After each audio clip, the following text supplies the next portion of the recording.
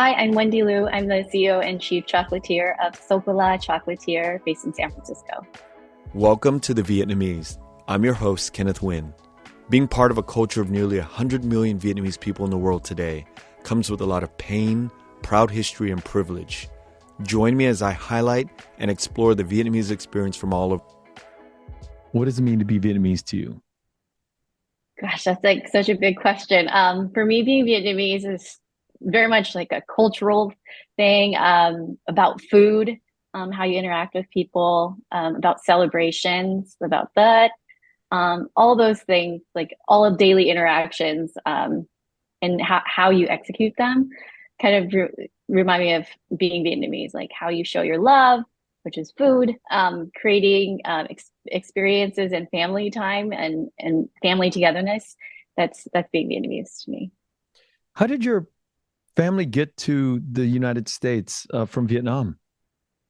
So my parents left with my two older brothers in 81, and they escaped by boat and went to Malaysia, Pulau Bidang. And my mom was actually pregnant with me at the time.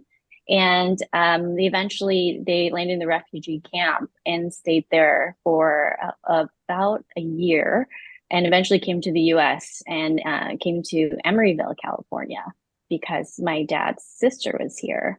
And that's kind of how we ended up in California. And you grew up in Emeryville? Yes, we grew up in Emeryville for a while. Eventually moved to San Pablo, California, and then Santa Rosa. So that's kind of where we started the chocolate company, but we moved from each of those cities. But I understand that you didn't really get into chocolate business seriously until a bit later, but you had roots starting it, in your teenage years with your sister, right? Yes. So how it kind of all started was, our parents had a nail salon, surprise. So actually they started in a lot of different things. They were seamstress, and they had a newspaper business, then a landscaping business. But my mom always had a nail salon. And so of course that means we go there after school. That was like babysitting. And that's where we spent our time doing homework. We weren't at the library. But then, we became of age where we could help out and like answer the phones and book appointments and take off nail polish. And so we would do that. And of course, we didn't really enjoy doing that. And our favorite part was always just not working and going across the street to the Santa Rosa Plaza. And the first store in the mall sees candies. So, if you go there, they give you a sample. And I don't think they knew we would walk by there every single day. So we walked by there every day. We had a sample every day. And I think, tried every single one of their chocolates and candies. And then one day I just kind of stopped and I was like, how do you make that? Because when you go to the grocery store, this is 2001, okay, 2001. When you go to the grocery store, you see chocolate bars, and then sometimes you see, those big hearts with chocolates in there, and you don't really know how they're made. And there wasn't, like internet where you'd be like, how do you make chocolate? There wasn't a ton of that. So I found a recipe in a magazine, in Gourmet magazine, which doesn't exist anymore, for a mocha espresso chocolate. And then I bought all the ingredients at the grocery store. So chocolate, cream, and butter. And then growing up in Sonoma County, lots of fresh dairy. So I made this chocolate, and it just tasted completely different from what we had been trying. And instantly I was like, I need to know everything about chocolate. Wow. So I started obsessing over it, taking all my money and spending at this store called Nancy's Fancies and buying dipping forks, chocolate molds, and like making a ton of mistakes and just learning all about chocolate and like how do you put flavors in them, and then why do they do certain things, like why is it not shiny because you have to temper it, or how do you actually put fruit into it. So I had to like do all this research on my own to figure out how to make these chocolates. And so eventually I started making too many chocolates, and my sister Susan, who is definitely like the more of a marketing, more outgoing one, gave them out to people as samples, and she just gave them all out. And our neighbor at the time was working at a radio station, and she was like, oh my gosh, where'd you get this? And then Susan's like, oh, Wendy made it. And then she's like, oh, you guys should start a business. We're like, start a business? We're like, she's like, no, Wendy won't want to do it. She just wants to make the chocolate. She's like, I don't know, I think you should. And I have a radio show focusing on young entrepreneurs. So why don't you guys come onto the show and talk about how you started your business? We're like, So Susan runs home to me and then she's like, hey, uh, Peggy wants us to go onto the radio show and talk about our business. I'm like, I don't know if I want to do it. She's like, no, it'll be really fun. We could do it for a summer. So then we're like, okay, let's go to Office Depot. So we'll go to Office Depot. We find like business card templates, labels, and boxes, and then candy cups. And then we just like make the chocolates. Like, how much do we sell it for? Just came up with a price, looking at doing some market research, and literally launched our business within a week. And then people would call into the radio show like, "Oh my God, I didn't know you started this business." I was 19, she was 16, and we're like, "Okay, let's just do this." And so we learned a lot along the way, like including like you need to have a health permit, you need to not be making this out of your home kitchen, and so we eventually started selling at farmers market, which serendipitously happened to be right in front of my parents' nail salon, so we could like store all of our market stuff there, bring it out on the weekly farmers market. We sold to the customers there. For forever we were selling like Girl Scout cookies, friendship bracelets. So it was just like a new product we were launching. And then we decided to call it Socola because it means chocolate in Vietnamese. And we thought we were so creative in doing that. But when we did that, then there were more questions. So, like, I, is this chocolate Vietnamese? I And want to it ask wasn't.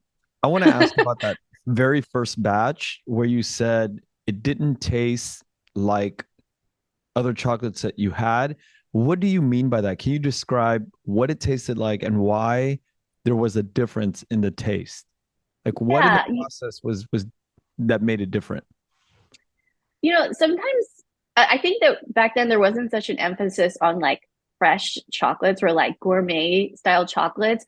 Things were just kind of made and meant to have a long shelf life.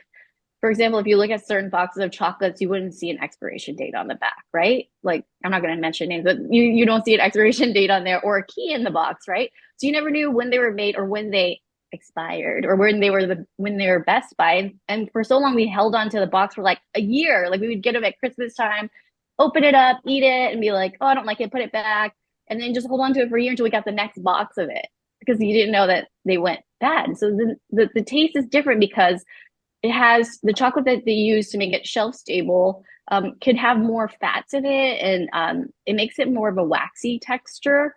And the ingredients, there's additional ingredients in there to make it last longer. So you could use like sorbitol and like all sorts of extra sugar and preservatives to make it last longer. So things that are fresh taste better. Like if you have like a fresh loaf of bread, I mean, and you cut into it and you eat like a fresh loaf of bread, it tastes different than sliced bread that you keep for like a week or two. It just the flavor will diminish over time. And so when you eat something fresh, it's just like a pop of flavor in your mouth, right? And so fresh cream, fresh butter, there's no preservatives in it. So it's going to taste the best within the first week, ideally, if you could eat it. Ours have a 3 to 4 week shelf life, but ideally you eat it as soon as you get it. Like when you go to a restaurant, it's not like you take the dessert home and put it in the fridge and you eat it like a week later, you eat it then. They just made it, right? So you want to eat it as fresh as possible. And do you keep that sort of ethos as you've gone on to make the package chocolates? I mean, with the preservatives and all of the additives that you need to preserve it longer? Or do you try to focus on quote unquote the freshness of the chocolate? We focus on the freshness of the chocolate, right? And there's pros and cons to it. Obviously, we can't like manufacture a ton of chocolates and be like, it's gonna last us 6 months. We can only plan 2, 3. I mean, we can plan in advance, but then we don't want to hold on to too much chocolate because then it'll go bad. So, we are priding ourselves in fresh chocolates using fresh ingredients. And so we're not trying to mass manufacture chocolates. There's no preservatives in it other than sugar as a preservative, but no like sorbitol or any type of ingredient like that. That we could be like, these chocolates will last 6 months, no problem. I'm like, you better eat them because in 2 months you might cut them and you might see something in there, just like bread or something. You might see something in there if it's old. So eat them as soon as you can. What did you learn working at your parents' nail salons that you've taken into your work at Socola? Yeah, I learned a lot, and I think a lot of it was kind of unsaid. It was just more in the interactions. And obviously a lot of things were said too, but the interactions was like how they treat their employees, how do they treat their customers? Like, how do they treat their suppliers? These are all things that are so important in running a business that you can't learn in school. Like, these are things like just being surrounded by, my parents as business owners help me understand. Like, I really take pride in my relationships with people. So the customers, that's why we're in business. The employees, they like help me make all the chocolates. And, it's important that they feel welcome. We have a great community. We like bring food together. We like go out to dinner. We have special meals for birthdays. There's like celebrations, and it's important to keep those relationships going and nurturing those relationships. So that's one thing. And it's just, I think, I mean, that's like the main thing is that interaction. Yeah. It can't be taught. It in school. It's something that you observe and you see, just by being in that environment. So I feel like that is something I've carried on with me, and it's really helped with all my relationships. And some of my employees have been around for a really long time, and that's kind of like one of the things I really am proud of. Yeah, because that question of what do we learn from the previous generation, especially families that come out of the nail business, we often see that it you know spins into other business ideas from the second generation, and the foundation of what we've learned from our parents running these businesses sometimes is critical. It's make or break for a lot of young second generation Vietnamese entrepreneurs, because we get to see things that they did right and things that they did wrong. Yeah, for sure. Yeah, I definitely see things they did wrong and and right, and then mistakes. But when you make mistakes, you just have to like own up to it, and then Yep. just try to do better the next time and figure it out. Not everyone's human, and so mistakes happen, and you can only do what you can with the information right? So you try your best. That's the best you can do. From the point of going onto the radio station with Peggy to the point of going off to college and all of that, there has to have been sort of like this transition period or a career path that you were not focused on chocolate. What did you do before you went into the deep dive?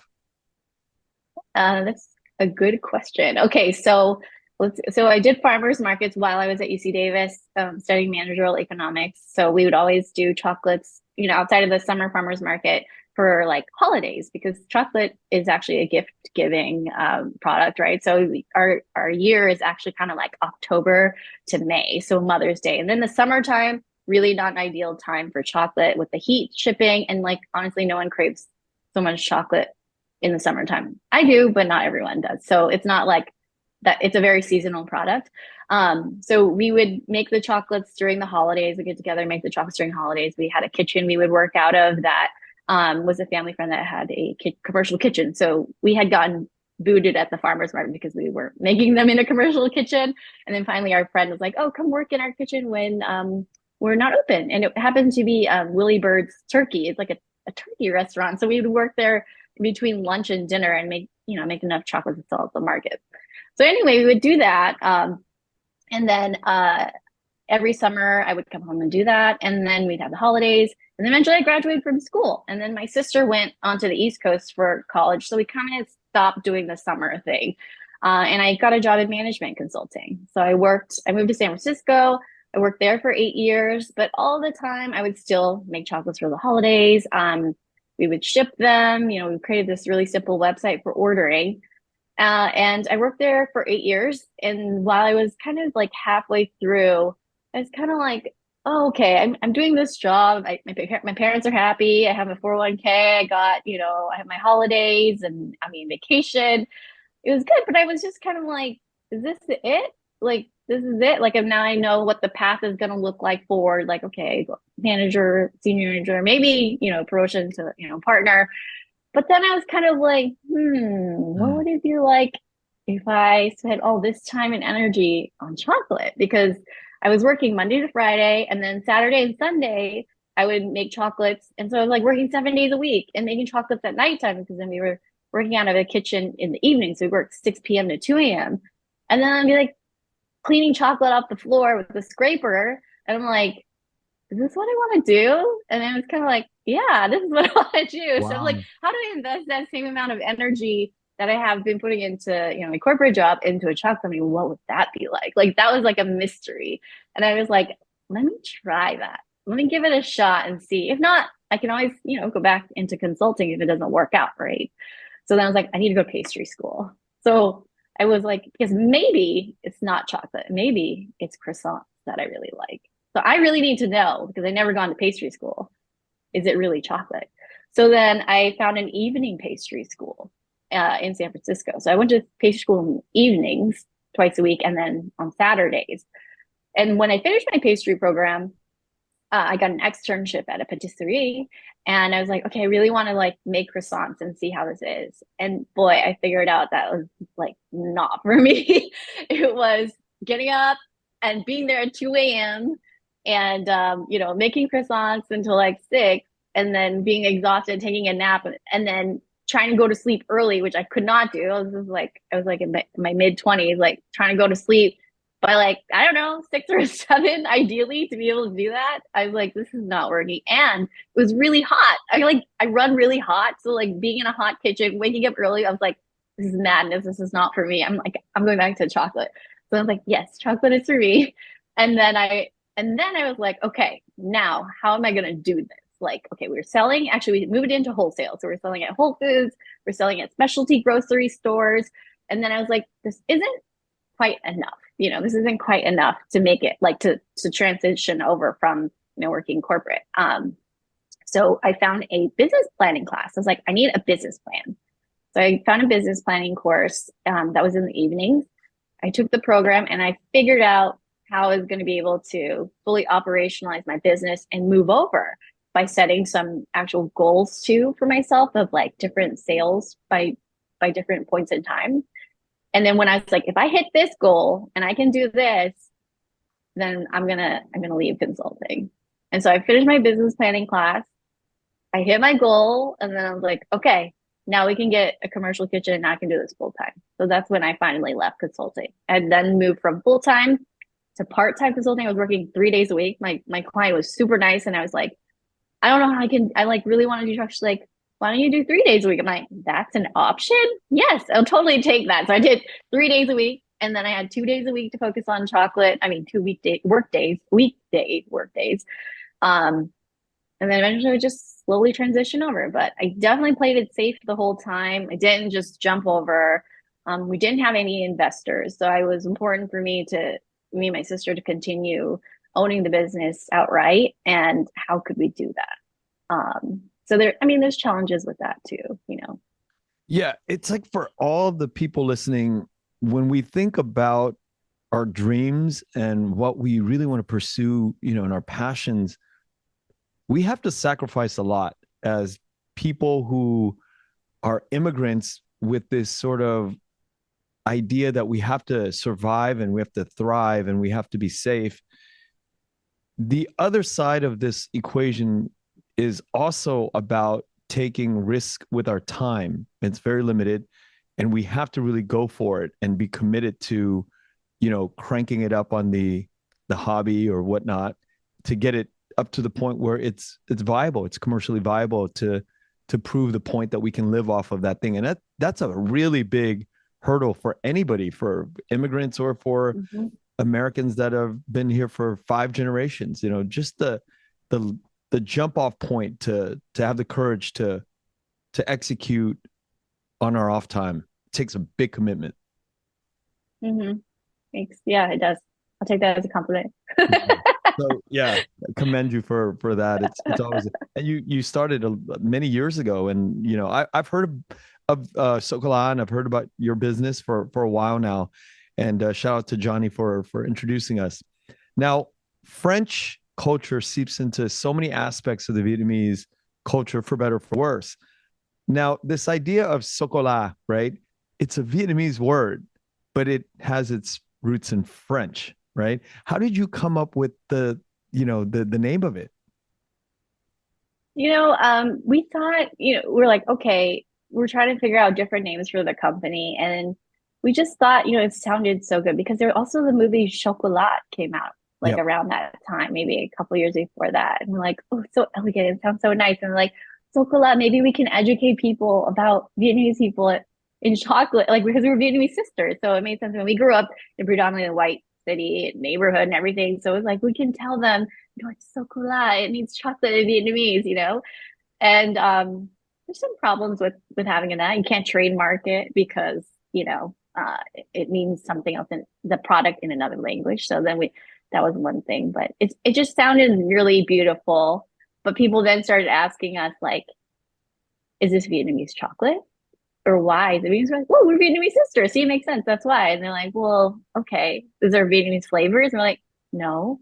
And so we were kind of like then identity crisis. Like, why did we do this versus making it Liu and Liu chocolates or something? So anyway, we then decided, to move over and create more Vietnamese flavors, but there was actually no chocolate growing in Vietnam then. And it's only happened in the last, I want to say like 10 to 15 years that chocolate been grown in Vietnam, intercropped with coffee. And so now there is a chocolate market in Vietnam. And so it is possible to use Vietnamese cacao. That's a really interesting thing that I actually wanted to get into much later, but we're gonna get into it right now then. Chocolate being grown in Vietnam just 10, 15 years ago. There are not many chocolate companies in Vietnam, right? Other than the big one, but they're owned by French people, right? Mm-hmm. Mm-hmm. Maru, I believe, right? Mm-hmm. Yes. Fantastic chocolate. But it's so ironic that it's Vietnam cocoa beans, right? And Mm-hmm. we don't have an ownable export in that sort of sector, And here we are in America, we have Socola. Do you ever consider uh, exporting to Vietnam or setting up shop in Vietnam? Yeah, that it's come up a lot in like the last year or so.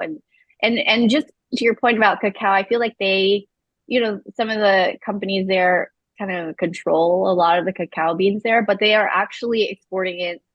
Like smaller companies, roasters here are importing the beans and making like a single region benchea bar or, all sorts of things. So they get it, but not in large quantities, right? And so it's easier to actually make the chocolate bar there. So I mean they have a lot of the chocolate and I love their chocolate. It's amazing. But yes, I would like to do that. I would like to go to Vietnam and do a little pop-up shop there. There's people have been asking. So maybe I could. Maybe I'll set that intention out there to be able to do a pop-up there, maybe get some beans myself and maybe create, a Socola bar. Yeah. Do, So, anything's possible. do it for the culture. Yeah. Because right now, I understand that you're sourcing chocolate from a company called Guitard. Is that the name of Yes. it? So Yes, tell me it about that is. relationship. Mhm. Why that company? Yeah, so it's important to me to source locally to me, like where our company is. And there are a lot of chocolate manufacturers overseas in Europe, right? So you have like the big players like Valrhona, and Cacao Berry and Calabo, and they're all like processed over there, and then they get shipped over here. And I was like, why don't we save a step and get something that's processed here, and then I can get it really close to me. And it's also a family owned company, so I love supporting family owned companies and businesses. So we get the chocolate process from there. We get the cream from Sonoma County, and then we get a lot of like the other ingredients locally as well. So a lot of things you can't, obviously cacao doesn't grow around here, but it's like the company is based around here, right? And it's processed locally. So a lot of the cream and butter, which is a big part of our ingredients, and the chocolate is locally sourced. Yeah, how beautiful would that be if you had a story of Socola, coming out of Vietnam, some bars coming out of Vietnam, because you could always have just a part of it coming out, and historically tying that back into the Vietnamese culture. That would be a beautiful thing. Mm-hmm. Yeah, Yeah. that would be. So, how about the flavor design process? I'm sure there's like this huge evolution in the span of the years that you've been working it.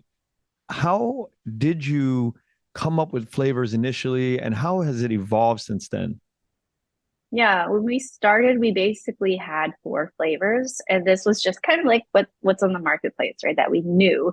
So like dark chocolate, milk chocolate, raspberry, caramel, and then coconut. That was it. And then, we kept making those flavors, and when we made them, they were big. They were in like domes with filling and then closed up.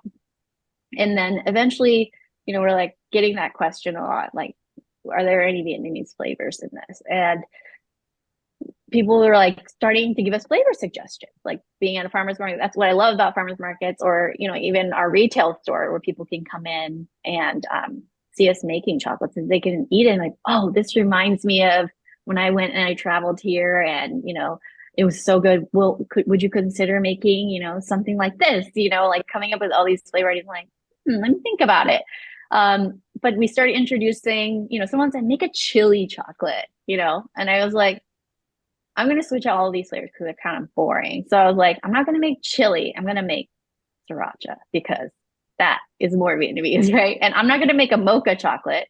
I want to make Vietnamese coffee. Like, how do I make that version of it that I know? So we started swapping out those flavors, and from raspberry, like my sister and I went and traveled to Cuba, uh, and when we were there, we stayed with host families, and every morning for breakfast we had guava jam, right, on fresh bread with butter, and like guava jam was like the guava is different from in Vietnam, which is more like an apple, right, which is green on the outside, white on the inside, crunchy. This was like green with pink inside, and like so fragrant and floral and sweet. It was just such a different type of guava, and we're like, oh my god, this needs to go in chocolate. So then we dropped raspberry. We created a guava chocolate, and it's just like it needs to capture the essence of the flavor. And so there's a few different ways to incorporate fruit, but every flavor is kind of like, ooh, let's imagine let's think of this idea and how can we turn it into chocolate. And then sometimes it doesn't make sense, like mangosteen, right? That's like the most I love mangosteen, but when you think about what that flavor tastes like, it tastes like sweet. It just Yeah. feels like sweet, tart, and delicate, and it's all about the texture, right? And that doesn't go well into chocolate. But passion fruit, it has a tartness to it, right? You can put it into a chocolate and you can see it. Durian, yes, above my head. Durian, of course. That's like we have an email list just specifically for durian where we make it and sell it in, box sets. And so durian and white chocolate, I was like, I need to make a durian chocolate. And of course, there's no recipe for durian chocolate. I don't know if you ever looked for it. I mean, when I made it, so I had to like find other recipes with a similar texture, consistency, create a recipe based on that, and then see if it would work.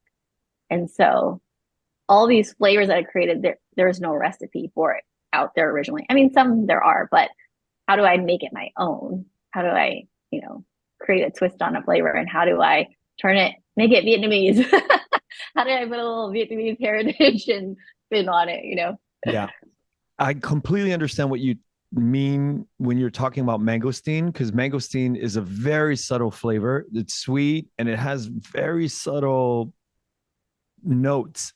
When you think about guava, there's just much more of an identity going into that. But at the same time, I came up with pho tacos about 10 years ago, and I sold it at, I don't know if you know the 626 night market and the Bay Area night Mm-hmm. market. Oh yeah, yeah. Yeah. So I supported my family for a decade, doing that work. And when I came up with the idea of a pho taco, it's like you can't just make pho and take the meat and then put it in a taco, right? You have to really figure out a way to punch up the flavors, right? So I want to ask you, if I'm thinking about guava, I don't think that you're just like smashing up a bunch of guava and then infusing it, right? There's got to be something that sort of elevates the profile of the guava flavor. What can you share? Can you share the process of sort of like, when you stumbled on the idea of guava or raspberry, what do you have to kind of think of to punctuate the flavor profile a little bit more? So when we bite into that chocolate, it actually tastes more guava and not fall flat on the bite. Yeah, that's a really good question. So remember I was talking about infusing flavors into something. So there's like different types of recipe bases based on like the liquidity of the ingredient you're trying to incorporate. So cognac versus a fruit, right? Like, and viscosity and water activity. So there's like all these things that come into play. And so when you want to incorporate fruit into a chocolate, you could, and oh, let me back up. A chocolate truffle actually gets its name from a truffle mushroom because when you make this in a very simple way, it's like chocolate cream and butter, and you roll it and you just put it in cocoa powder. That's like the French way or the traditional way. It looks like a truffle mushroom. Okay, so there's that. There's like that's a chocolate truffle. So you start with that as a base, right? And there's different ratios depending on what you're trying to incorporate into it. So, for example, for this guava, let's use that as an example. What you could do is I could be like, oh, I really like that guava jam. I'm just going to put it into the ganache, mix it in. Maybe it'll taste more like chocolate and less like guava. You know, you also have extracts. You have like vanilla extract or essences and those kind of essences and those kind of flavors. And you can put that in. So you won't get any texture and you'll just get like bite and be like, oh, I smell guava, right? And then another way you can do it, which is what we did in this case, is I was like, I want it to be guava in your face and I want you to taste it right away. And I want you to get some texture in there. So what I did then is made a layered chocolate. So when you bite into it, you get a layer of guava pastry, which is like a fruit jelly layer, and then a layer of dark chocolate ganache. So the pastry is made with guava puree, pectin, and sugar. And so you cook it to a very precise temperature, get the right texture and taste, because you could burn it too if it's too hot. And then you layer it on top of a dark chocolate ganache. And then when you bite into it, you're going to definitely know it's guava. That makes perfect sense because the separation of the flavors, because I can't imagine infusing guava and getting it mixed up with the chocolate. But now that it's layered in, there's a separation, and then your taste buds can actually differentiate between, or the combination of having chocolate and guava float around in your mouth.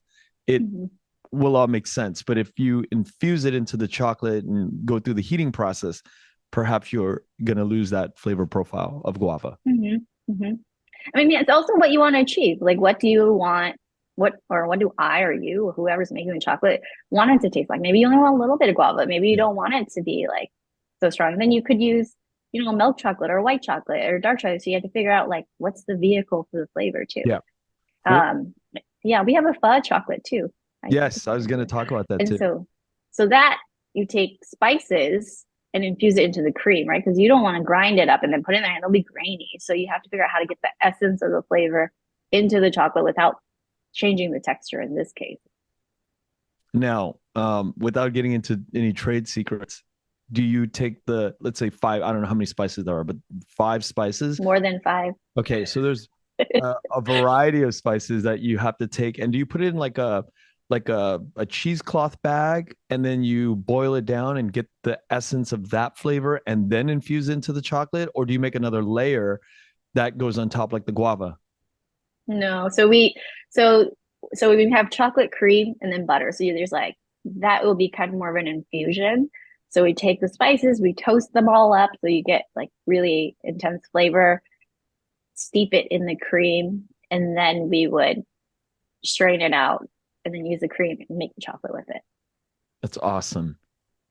And then what about cái mùi nước mắm? Do you get that in the pho chocolate at all? No, I didn't put it in that one. Because do you put nước mắm in your pho? Or you put hoisin? You do? Oh, no. Okay. Oh, in the broth. In order to get to that that umami for the pho brisket that we cook, we have to infuse it. So we triple up and we concentrate the flavor. So instead of 1 spice bag in a big pot of making regular pho, we do triple or quadruple. So we make sure that when you bite into just the meat on a tortilla, that you're really getting the experience of like a concentrated flavor. And so that's what I was like imagining what you would do with chocolate. Like you would crank it up to like high levels. But yeah, I was going to ask if there was nước mắm involved. Would it be I think because you're making it with like protein or meat, then you need to make it like savory. Sink in that flavor. But for this case, it's more about the lightness of the broth and in it versus like the meat part. This is just the broth part, right? So um no, it's not. But we have a mango nước mắm chocolate that we make for the trung thu. Wow. So it has fish sauce in the ganache, and then there's a mango pâte de fruits layer. So it depends what the flavor is, but no, not in the pho one. This is what I love about the doing these podcasts. It's like to hear about the intricate processes of, you know, these ideas of really infusing and incorporating hundreds of years of Vietnamese culture into a very Mhm. Western product is so it's really like a cool thing. Yeah, it's been really fun for sure. Now, what about durian? How is that? Is it done the guava way or the pho way? Um, Neither. It's a different way.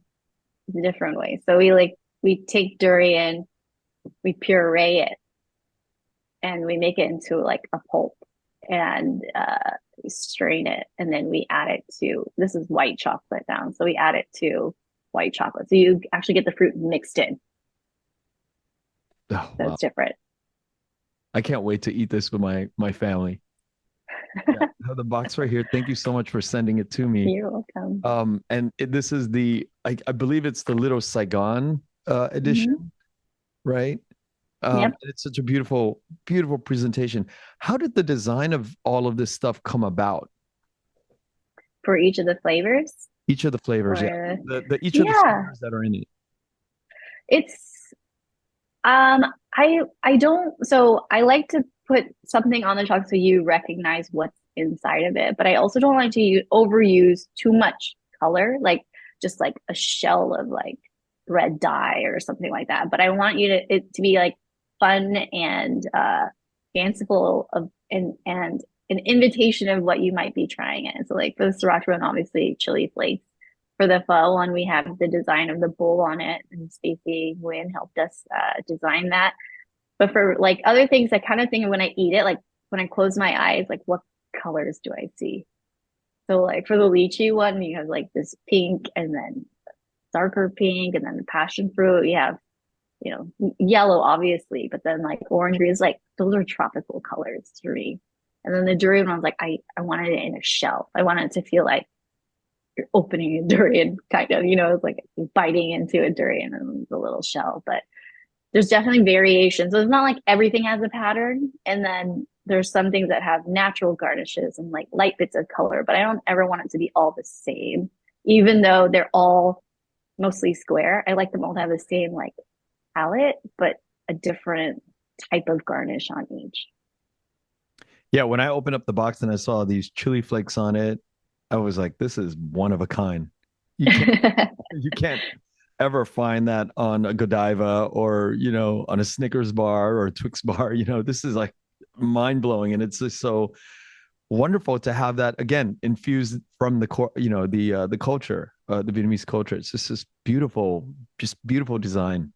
Thank you. Thank you. Uh, Now, this idea comes up quite a bit in the podcast. This idea of like an ownable export coming out of Vietnam.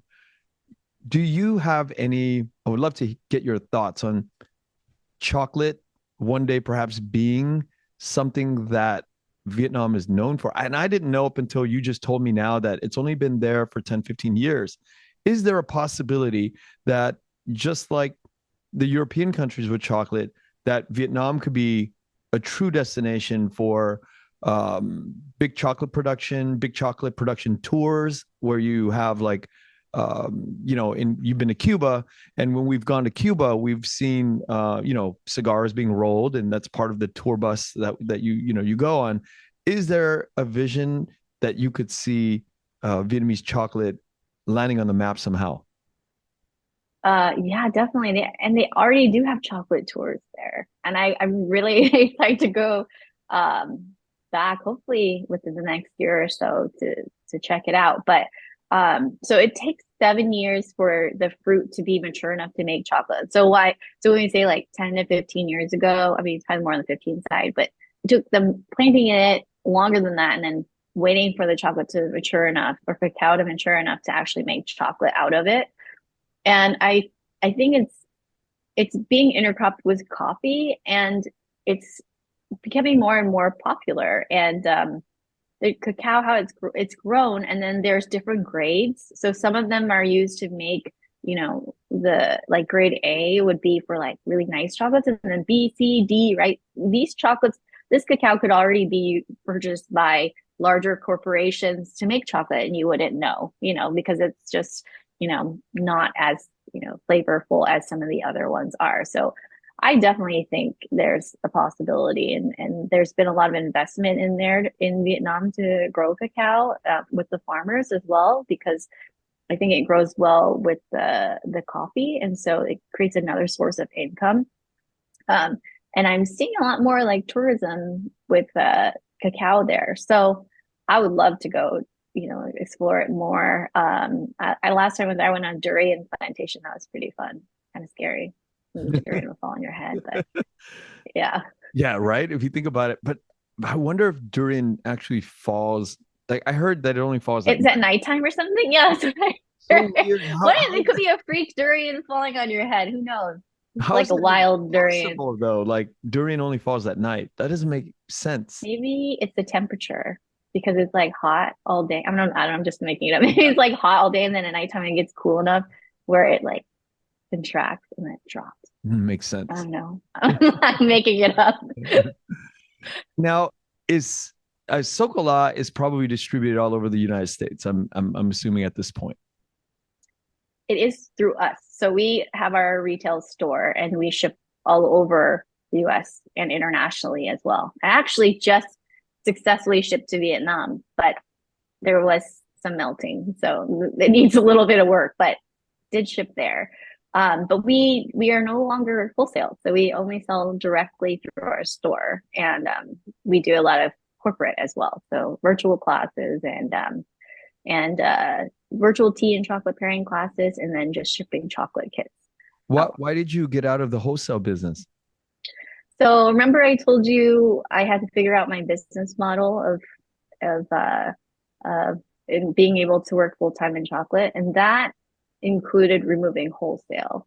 And another part of there's two parts of it. One for financial reasons, and then two also just I didn't want our company just to be like a behind the scenes, crank it out and then just sell it, crank and sell. I mean, some companies I think it's suitable for, but for us, it's a handmade high end product and a short shelf life. So it's not really an ideal grocery store item. It's a specialty store item, but when you think about it, the shelf life is 4 weeks. So the store has like 2 weeks to sell it. So it has to move really quickly.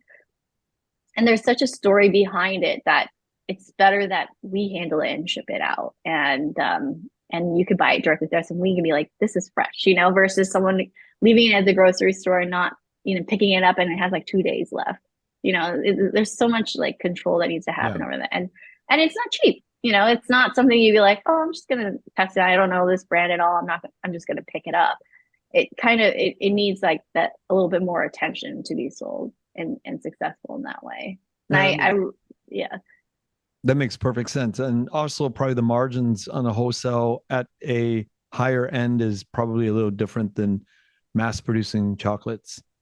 Yeah, it's just, I mean, when I decided that I wanted to work on my company full time, it was also to have a good lifestyle for me in life and like be able to have children and enjoy time with my children versus just like working all the time. And I also knew it didn't necessarily success for me wasn't like being VC funded or like, like getting chocolate shops all over the world. Like that's not my goal as well. So it's kind of like at the end of the day, what is the success mean to you? And like, how do you want to live your life and enjoy your life? Because you don't get that time back. And after having done consulting and then having kids, I want to make sure to prioritize how I want to live my life and not feel like overworked or like not enjoy it anymore, right? Because I think if I wasn't able to find balance between all this, I mean, I'm still always trying to find perfect balance, but not finding balance, I might not want to do it anymore. Right. It's been 22 years this year. So it's like I still enjoy it. I love it. I love everything I do. and being able to interact with customers, my employees, and I still enjoy it. I think maybe it's about finding that balance. It's amazing. What are some of the critical things that you wish you knew in the last 20 something years before you started or before, as you were evolving? Looking back, what are some of like the big lessons where you're like, I wish I knew this going into this work? Um, I guess there's there's probably a lot of things that I probably like learn it and then I forget about it. I'm like, I don't want to think about it anymore. But um, it's a lot of work. Like it really tests you. Even now? Yeah, of course. There's like challenges every day. Like you think once you get to a certain like nothing like it's all smooth running, but then there always is something Yeah. else, and you have to be able to roll with it and manage it and then move on. But if you have to be able to let go of certain things, and say no to things, right? Versus like, should I do it? Should I not do it? And I still, like the self-doubt and like um, I forget what my husband says I do. I like weird, I call it weird FOMO. I'm like, should I do this? Should I not do this? It's like being like really being able to make a decision and then be like, that's it. If it's Yeah. good, it's good. If it's bad, then fine. Then I'll do something else. But you got to be able to like differentiate that and just try something versus like waiting until you get everything lined up and then be like, okay, now I'm gonna do it. Because you have to always constantly be planting seeds and because you never know when one of these projects or things are actually gonna take into fruition and sprout. So it's always just constantly be working things and not like planting a seed like I'm waiting for this to grow. It doesn't work like that. You kind of have to just keep being active and keep trying to be relevant and be a good person. Like make sure you don't deviate from your principles and your values in your company. Yeah. This idea of, expanding and pivoting into your online classes was a brilliant move. I've read about that. But I wanted to ask you, in the teaching of the pairing of chocolates and the teaching of, I believe that there's like instruction on chocolates. What have you learned about the people that have come to learn about chocolates from you? What have I learned about them? Yeah, about their Uh, tendencies, about why they're there. I mean, are there any comments and feedback on why they're there and why people would go about this journey of learning, the classes online? well, part of it is a lot of it is companies doing it as a fun event. So they're there because they're trying to have fun Oh, and really? enjoy chocolate and tea. So they'll do like a class for their whole team. So they have to be there and maybe they like chocolate tea and hopefully they do. But it's take a break from your daily life, right? And like being able to hear something about chocolate you never knew or tea and be able to ask all these questions, like the tea class in particular. There's so much knowledge about tea, and people barely have uh, learned much about tea, but other than the bags of tea, like Yeah. how is it brewed? Like how are you supposed to best enjoy it? Like what are the intricacy of the tea, and like why does it pair with chocolate? Like there's so much to learn, and just get out of your element, and like your same day to day. It's just something really different and unique. And the whole classing, I mean, obviously, it all started with COVID and like our store was closed, right? Our retail store was closed, and it was just like class. I was taking classes on Zoom and you know doing events. I was like, can we do something like this? Because Mm. what am I going to do now? Like we were closed, so I tried to figure out something and partner with a friend of mine who has a tea company in San Francisco, and I've known for a while. And like, let's roll out a class, and we did it, and we were able to be in like Google's top virtual classes, and so we did a lot of classes Oh, there. And they mostly have been through companies because um, we can't just have like one person on Zoom. So usually they're organizing groups for the classes. that's great. Now, what is in store for the future of Socola? What do you have plans for it? I'm really we're really putting a lot more emphasis on our Vietnamese flavors. So you may see more bars coming out, different collections, maybe another type of a virtual class or in-person class. We used to do a lot of in-person classes. But maybe going to Vietnam and doing some international pop-ups there and figuring out new partnerships and just getting more awareness of our brand. I feel like a lot of people don't know about us, and we don't spend a ton of money on marketing. Actually, we don't spend any money marketing for better or worse. But maybe being well known as a Vietnamese chocolatier, right? So there's a lot of growth potential there, but also just really sticking to our roots and creating, our chocolates and connecting with all of our customers. It's a really beautiful thing to get, messages from people or like, wow, thanks for, representing our culture and our heritage in chocolates. And being able to they were able to have like a conversation with their family that they hadn't had in a while, and they were able to connect over chocolate. Like, wow, that's really cool, right? Yeah. Like many of the guests that come on to the podcast, I am so proud of the work that you've done. Thank you so much for coming on the podcast today. I really appreciate it. Thank you for having me. It was really fun.